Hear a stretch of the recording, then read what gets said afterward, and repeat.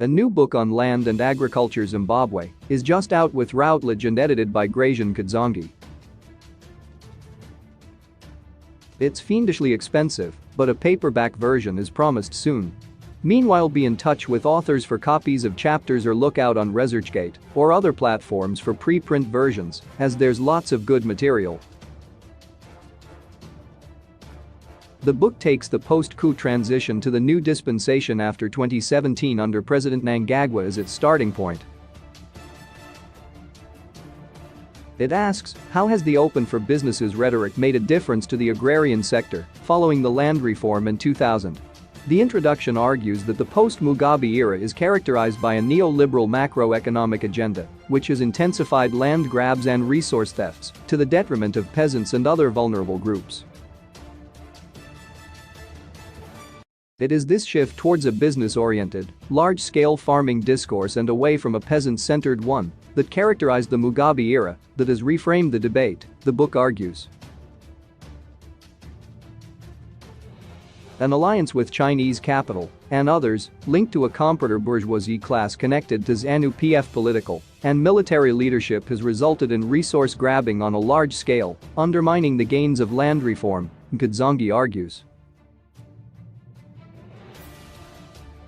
The result is intensified class struggle over land, as political elites ally with international capital and foreign powers to acquire resources, using political influence to remove land from those who are out of favor politically or who cannot resist, as in the case of the notorious Chilonga communal area land dispute. While many recognize the inequities that persist following land reform, with demands for land from youth, women, former farm workers, displaced urbanites and others, instead the current government's focus appears to be on improving production efficiencies in more commercial operations through subsidy and other loan schemes, such as the Command Agriculture Program. This shifts the political dynamics of the post-land reform era away from redistribution, reinforcing the power of those who gained land in the reform and medium-scale 8-2 farms, and supporting the process of consolidating land holdings through joint ventures. Chapters cover a broad range of themes, highlighting once again the richness of empirical work ongoing in Zimbabwe. The book is dedicated to the late great Sam Moyo, and he would, I am sure, be impressed by the breadth of work ongoing, represented not only in this book but also others, which I will review soon too. Felix Murimbarimba and I delve into the politics of 8-2, medium-scale, farms based on our survey and interview work in Masvingo and Mazo, looking at the mixed fate of 8-2 farmers and the influence of political alliances on rural politics. Meanwhile, others look at patterns of investment, particularly in the A1 areas, notable the chapters by Tom and Chapenda, who looks at joint ventures. A focus on particular crops is taken by Ncube, Commuti, and Ncube, tobacco, and Terangana, coffee, who all show how smallholders are now growing what were deemed to large-scale commercial crops. As Ndlovu speculates, new forms of locally based agriculture in A1 farms may offer prospects for food sovereignty. The new agrarian dynamic is also creating conflicts, displacements and patterns of exclusion and differentiation, with implications for gendered access to resources as Chiwish and Bitsara and Batasai and Chapato show in different cases. As the time from the land reform lapses, questions of and the rights of women are brought to the fore, for example. Overall, as we've seen in our work again and again, there is a clear vibrancy in the agrarian sector following land reform, but also many problems. What is clear is that the new dispensation did not resolve these challenges. Maybe it couldn't.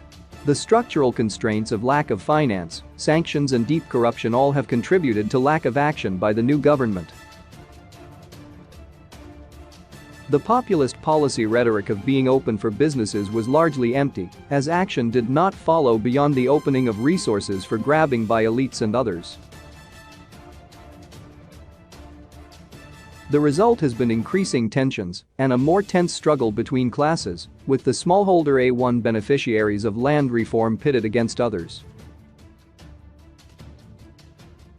The business-friendly discourse and the land compensation deal with white farmers did not impress Western governments, who latched on to a particular human rights discourse around political reforms as their central conditionality, preventing the release of strangulating economic sanctions, as Chipuriro and Nkadzongi explain.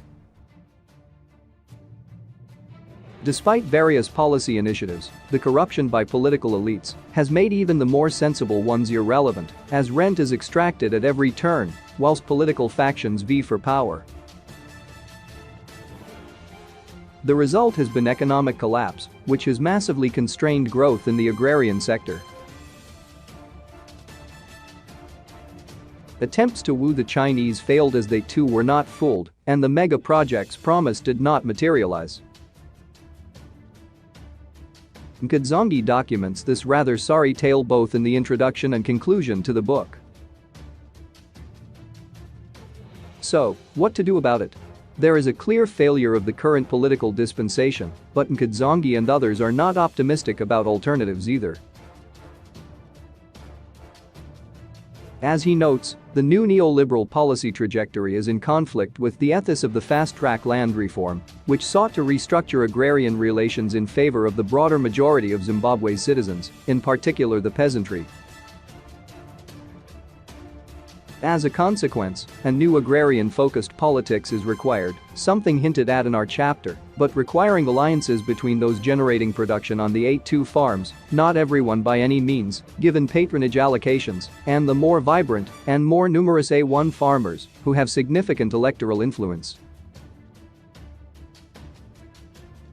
A new progressive political coalition together with those in urban areas also struggling over land and livelihoods, as explained by Mujir and Ouattara, is essential. Perhaps this will deliver the national political consciousnesses and ideological clarity that Nkadzongi advocates. However, to be effective, such an alliance must in turn construct coherent policies, deliver security of tenure, provide support for agriculture, develop rural infrastructure, facilitate markets and address the needs of those left behind by the land reform. At the moment, sadly, this looks far off, with any forthcoming election outcome unlikely to resolve these issues, whatever the result.